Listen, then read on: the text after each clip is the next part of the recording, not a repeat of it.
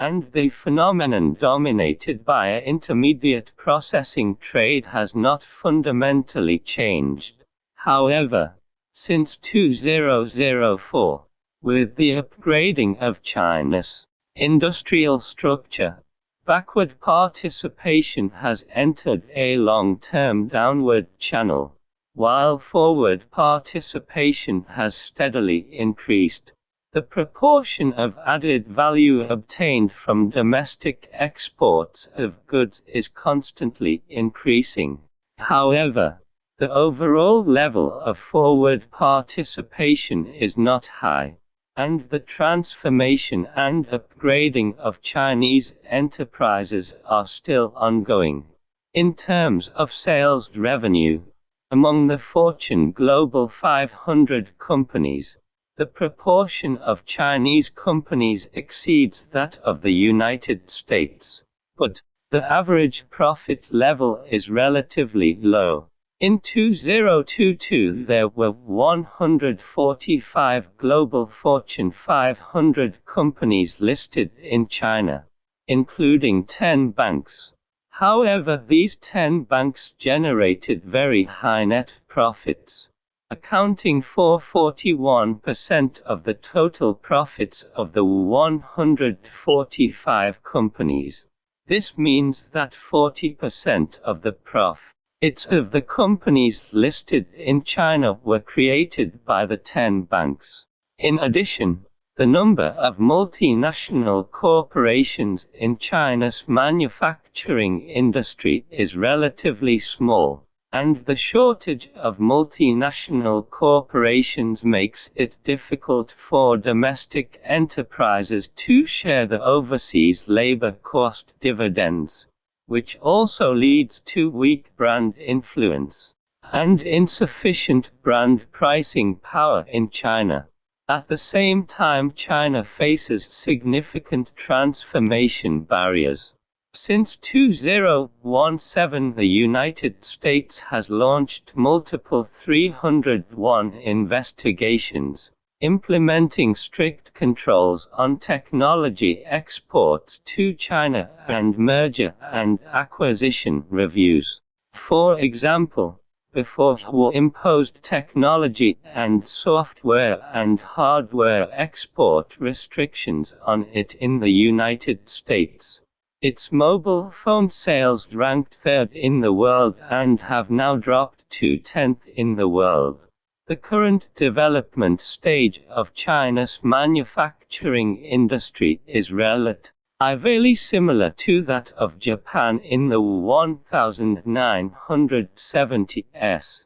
In the mid to late 1970s, with the technical support of the United States, Japan achieved manufacturing transformation by introducing a large amount of advanced technology.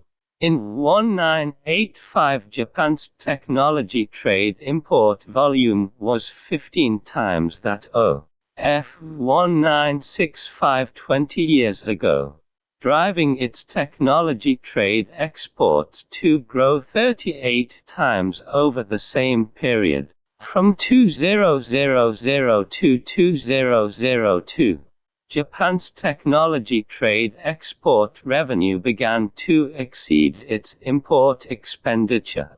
Therefore, China must adhere to high-level opening up, fight against sinicization through opening up, and actively introduce foreign technology and equipment.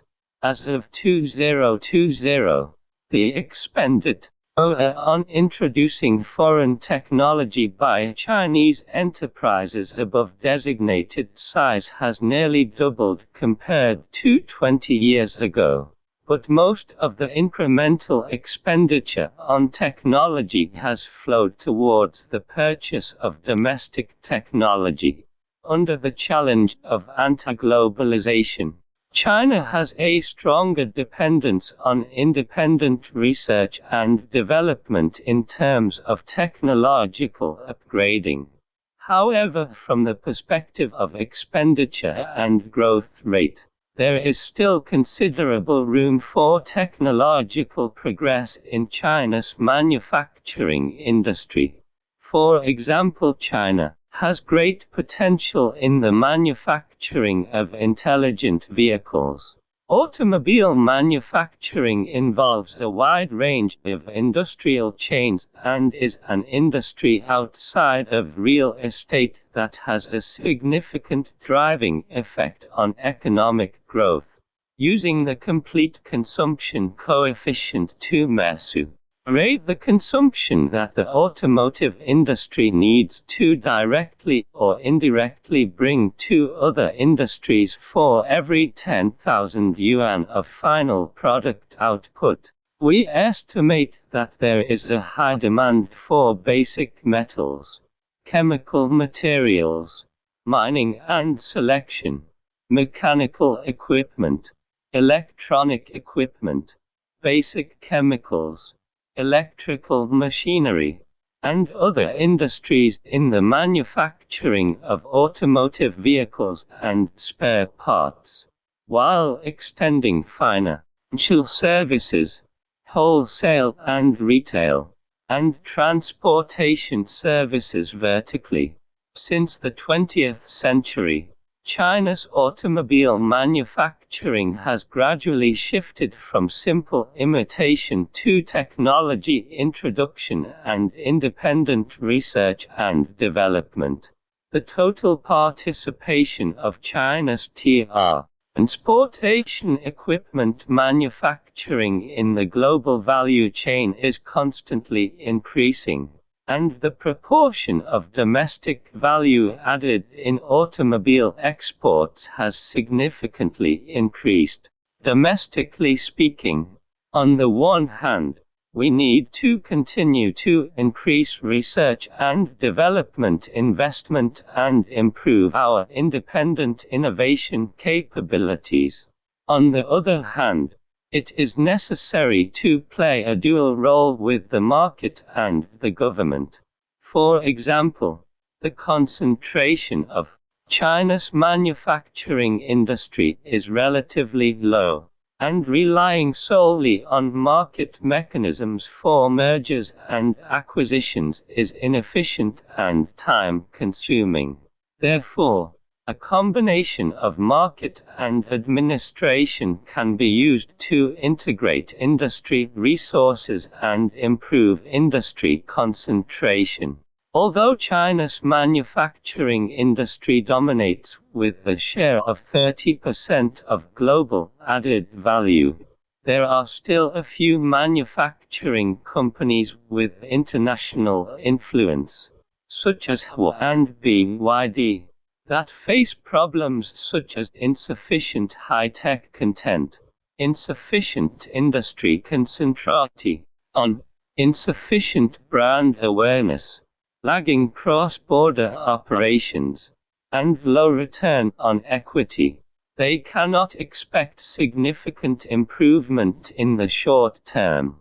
Therefore, it is necessary to promote the spirit of craftsmanship, have sufficient patience, and continuously promote the growth, transformation, and upgrading of manufacturing enterprises over the past decade.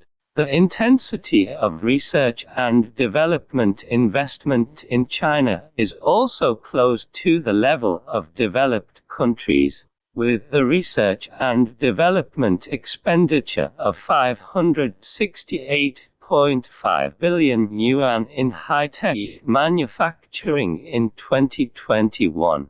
The investment intensity, the ratio of research and development expenditure to operating income is 2.71%, but the proportion of basic research investment is still low, which requires long-term efforts to improve.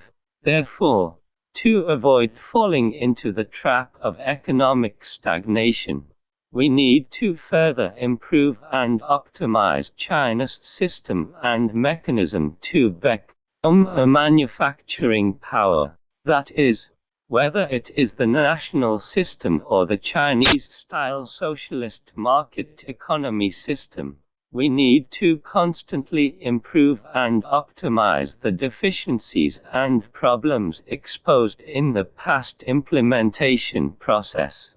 At the same time, greater efforts are needed to adhere to the principle of non-speculation in real estate and avoid excessive financialization. From an international perspective, in recent years, China's financial industry has contributed over 8% to GDP, surpassing major developed countries such as the United States and Japan. There is also great potential for improvement in the mechanism aspect. It is necessary to summarize the experience and lessons learned from past mechanism reforms, especially how to truly improve the quality and efficiency of fiscal expenditures, reduce ineffective or inefficient investments, improve the efficiency of R&D investment in state-owned enterprises, elevate ROE levels, and further enhance globalization. There is great room for improvement.